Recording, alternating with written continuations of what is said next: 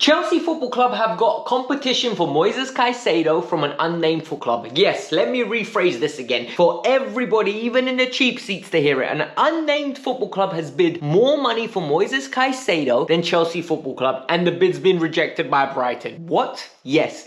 Robert Sanchez, £25 million, that's including add-ons, has been accepted by Brighton and Hove Albion. It looks like he's going to be joining Chelsea. Christopher Nkunku is injured. And it's typical Chelsea, right? We'll break that down. And finally, Tino Livramento might be at Southampton, but it looks like he's earned Chelsea somewhere between 15 to 18 million pounds. And that's great news, right? I'll tell you how. Let's get in. Welcome to the Kavkas View, here. I'm your favorite Chelsea transfer dietitian. I make sure you get all that nutrition and you leave here with a smile on your face because you got all the knowledge and you're ready to talk about it with your friends and family. But what I need from you guys is a quick repayment. It's the easiest way that you guys can do it free of charge. Number one, hit that like button. We're aiming for 1,000 likes on this video. So in the comment below, if you're number 99, hit 99 and like the video. Number 75.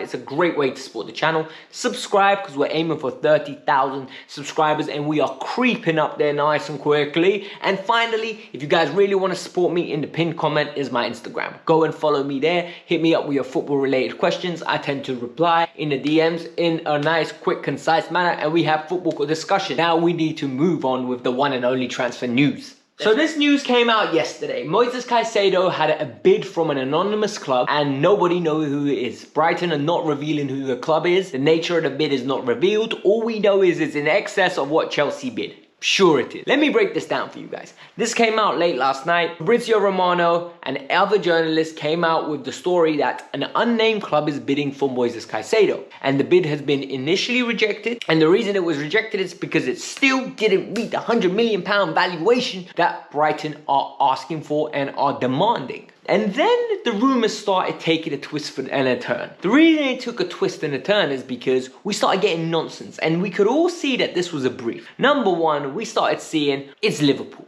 Liverpool are bidding for it. And then I started using my brain, alright? Because sometimes when things like this happen, the temptation for me is to jump on a camera, chat to you guys, this is reported, boom, this is mad. But evidently that's not the case. We have to slow down a little bit. Slow down. I just want to get to know you, and then we'll decide what news we're getting. And it was evident. Liverpool can't afford Lavia. They're literally penny pinching over Lavia for £50 million. Do you really think they would go and bid north of £80 million for Moises Caicedo? I don't think so. That's not how FSG roll. And then we started getting murmurs coming out that it's the Saudis. The Saudis want him. Well, good luck getting Caicedo to go to Saudi Arabia because Caicedo's 21 years old. Caicedo knows that Chelsea are evidently chasing him. He's already agreed personal terms. So why would he want to go to Saudi Arabia when he already has a Premier League club that he believes have offered enough money to make sure that his services are acquired for next year? It just doesn't make sense. Then we had Ben Jacobs come out with a very interesting statement saying the bid from Saudi Arabia was rejected and Chelsea are unaware and neither are the players' representatives whether this bid even existed. Today we found out additional. Liverpool have not bid.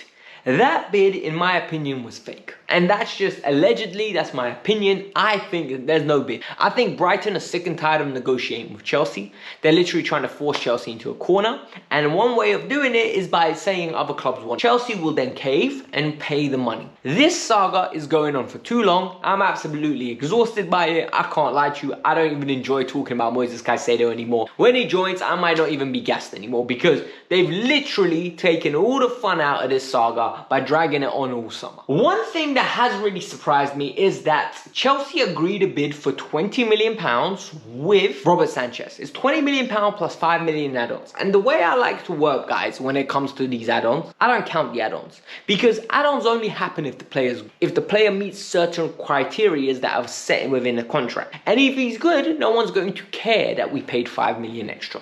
It's £20 million signing for Brighton's number 2 because he's been relegated. This is an individual that worked with our coaching staff in the past and he has been pushed to us via that coaching staff. They believe that at £20 million they can develop him. He's 6'4", good on the ball. He's got good reflexes, maybe a little bit indecisive for coming for crosses, but they believe in the long run they can make this man a number one. That's what they believe we have just acquired in Robert Sanchez. Fabrizio Romano has also come out and said there is no combination, as Drake would say in that freestyle. There is no combination bid. And the reason there is no combination bid is because Brighton have £100 million evaluation. They're not shifting from it. I don't believe that. I really don't. I don't see Chelsea bidding £20 million for Robert Sanchez. I don't think he's worth that. When you sell Mendy for 12, do you think Robert Sanchez is worth 20? I don't. This is one thing that I'm going to say. We need to be open-minded. Let him come in. Worst case scenario, he's a second choice keeper. Best case scenario, he's better than Kepa and he's starting. A lot of people are doing a lot though. They're saying he's a lot better than Kepa. He's extremely talented. You don't know what you're talking about. This is one of the best keepers that we could have got.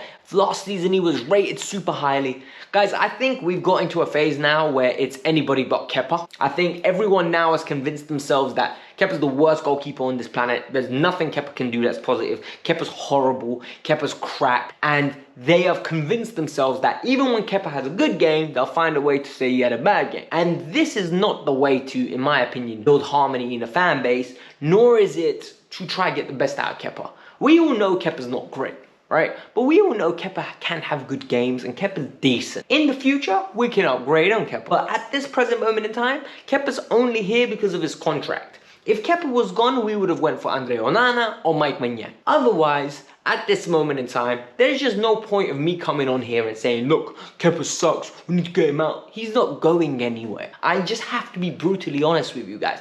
Until next summer, Kepa's going to be at Chelsea, and most likely Kepa's going to be our number one. One thing I did not want to say, and it's going to annoy me to say, is Christopher Nkunku picked up a little injury. Chelsea yesterday drew 1-1 with Dortmund.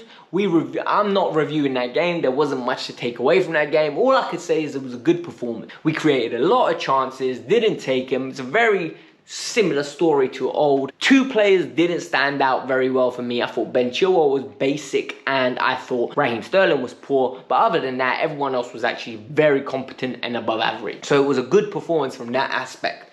The reality here is though, Jackson and Nkunku done a little 1-2. Nkunku gets into the box. Hummels comes through like a truck, knee to knee with Nkunku, and Nkunku's got a problem with his right knee. Nkunku limps off the pitch. At the end of the game, he was pictured walking without any assistance. He looked fine. The one and only Pochettino in a press conference after reiterated that, look, we need to look at him. Our doctors will take a look at him in the next few days. We don't know what's going on with him at this moment in time, but let's hope for the best and that he's going to be ready for the start of the season. We need to pray, we need to hope, and we need to make sure Christopher Nkunku's fine. Nkunku has been very nice to watch on the left wing. In the 10, haven't liked him very much. I really haven't. I think he's been very poor in the 10. I don't think his link-up play all round was there. However, in the left wing position, him and Jackson just work. I think his ability to come in, link up with the 10, and his ability to link up with the 9, it just works perfectly. The give and go, the willingness to run in behind, he's given us a constant threat. Something that, in my opinion, Mudryk needs to learn. Mudryk is such a talented player. You can really see the skill set of Mudryk. I actually understand why we paid £64 million for him, plus add-ons. But I need that urgency to develop. But at the same time, guys, remember, he's 22 years old, and Nkunku's 25. That's 3 extra years of development. So it is what it is.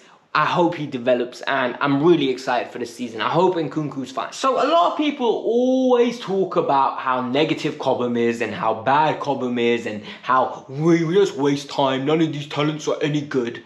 But today reaffirmed why we developed our talents. We sell them on, and sometimes we sell them on cheaper than needed. However, in reality, some of these talents move on and bring us a lot of money in return. So when we sold Livramento for 5 million, people went mad. When I tell you people went mad, I mean they were going crazy. They were not accepting that we sold a player of this magnitude for 5 million. Well, Chelsea included a 20% sell-on fee for any profit that Southampton gained by selling this individual. They also included a buyback clause of £40 million. As of this moment, Chelsea did not want to activate that buyback clause. However, the one and only Newcastle have decided to purchase him for £40 million, and all of a sudden Chelsea are going to get somewhere in the region of 15 to 18 million pounds because of the profit. This is beautiful for your own Chelsea. This is how you do business. Livramento goes somewhere else. Livramento shines. He gets the move to a level that everyone knows he's capable of. And Chelsea get paid handsomely for developing him all those years. And in this case, it worked out beautifully. We got a similar clause with Matt Guehi. We had a similar clause with Jeremy Boga. This is what I want to see from Cobham. Cobham needs to be generating us extra revenue. As Cobham generates us extra revenue, one thing will happen and one thing will continue to happen. It will enable us to spend more money on better graduates to come into the club, and more importantly, spend more money onto the first. I am very excited. I can't wait. I actually think this club at this moment is going in the right direction. After a shaky 12 months, we have really went back on course. We're sailing in the right direction, and I'm very positive about this upcoming season. I don't want to make any predictions just yet. I will once the transfer window's closed. Once that transfer window's closed, we can go from there and start making our predictions. Because at this moment in time, we might just sign Mbappe on loan till the end of the season, and then what? Exactly. So guys, hit the like button, subscribe to the channel. Let me know your thoughts, because the reality is you guys keep this channel going and I'm grateful for that. So hit the like button, subscribe to the channel. Peace out. I'm out. Have a lovely evening.